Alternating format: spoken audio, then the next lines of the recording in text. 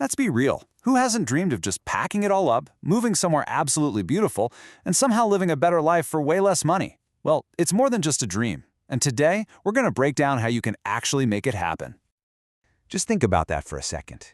What if retirement, or even your remote work life, wasn't about tightening your belt, but about opening up your world, all while your bank account finally gets to, breathe a little? This isn't some fantasy. For a growing number of people, it's a real, achievable plan. For a lot of folks, that dream looks exactly like this. This is Greece.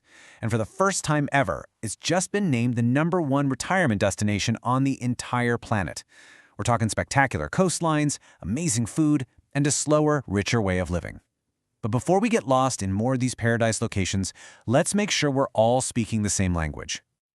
Right, so to even think about taking this leap, we first need to get our definitions straight. Like, what exactly is an expat? And what's the big economic engine that's driving this whole trend? On the surface, the definition seems pretty simple, right? An expatriate or expat is just anyone living outside the country they were born in. But in the real world, how we use that word, well, it gets a little more complicated. And here's where things get kind of interesting. I mean, technically, immigrant and expat can mean the exact same thing. But you often hear the word expat used for professionals or retirees, especially those from wealthier Western countries. It just goes to show how the words we choose can carry all this subconscious weight about money and why someone is moving. Okay, and that brings us to the big one, cost of living. This is the fundamental number, the thing that really decides if a move abroad makes any financial sense at all. It's the grand total for everything you need, your rent, your food, your healthcare, the whole shebang. And for so many people, this is the real push factor. This isn't just about finding a cheaper vacation spot. It's about the fact that back home, the cost of living is just soaring, and that comfortable lifestyle that used to be attainable, now it's a real struggle. And that creates a super powerful reason to look for it somewhere else. So you're feeling that squeeze at home, but you've got a whole world of options out there. How in the world do you actually choose? Well, let's take a look at how the experts rank these potential paradises. So it's not just about picking a pretty picture from a postcard. Organizations like International Living have this whole system that crunch the hard numbers, cost of living and housing prices, but they also look at all those quality of life things, like how good the healthcare is, the climate, how hard it is to get a visa, and just the overall vibe of the place. Okay, this is what we've all been waiting for. Let's dive into some of the top-ranked spots around the globe that are looking really good for expats as we head towards 2026. And topping the charts, like we said, is Greece. It's got that magic combination of just jaw-dropping beauty, a genuinely welcoming culture, and, the key part, it's affordable. It's a place where you can explore ancient ruins in the morning and be on a picturesque island by the afternoon. I mean, this quote from International Living just nails it. It's not just about your money going further, it's about gaining a life that feels richer in every possible way, from the food you eat to the people you meet. But what if your #1 goal is pure, raw affordability? Like, how far can every single dollar possibly stretch? Well, then, you've got to look at Southeast Asia. In places like Vietnam and Sri Lanka, people are living really well, not just getting by, but thriving on a budget of around $1,000 a month. Let's actually put some numbers on that. Check out this sample budget from an expat in Hanoi. A fully furnished one-bedroom apartment for under $500. $250 for food, and that's eating out for pretty much every meal.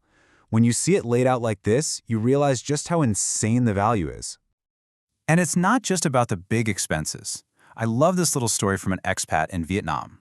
It's these small, awesome moments that really show you not only how affordable daily life is, but also the genuine warmth you can find in the local culture.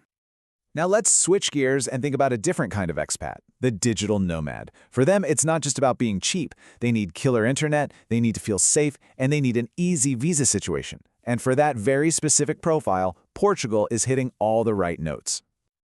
Just look at this scorecard.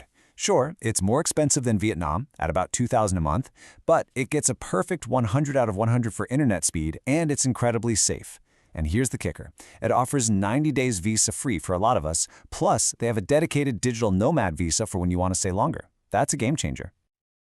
So this chart kind of sums it all up visually. You can really see the different tiers. Vietnam is the undisputed king of affordability at $1,000. Thailand gives you a similar vibe for just a little more. And then you have Portugal, the European option, which offers a totally different lifestyle for a price that's higher but still way more manageable than back home. Okay, I know. So far, it all sounds pretty incredible. But moving abroad is not just a permanent vacation. It is real life, and that means it comes with real challenges. So let's bring ourselves back down to earth and talk about some of the hurdles you're definitely going to face. First up, the big one, visas. They can be a massive headache. In Vietnam, for example, there isn't a simple retirement visa. So a lot of expats end up doing what's called a visa run every 90 days. That means you literally have to pack a bag, fly to another country, and come back just to reset your tourist visa.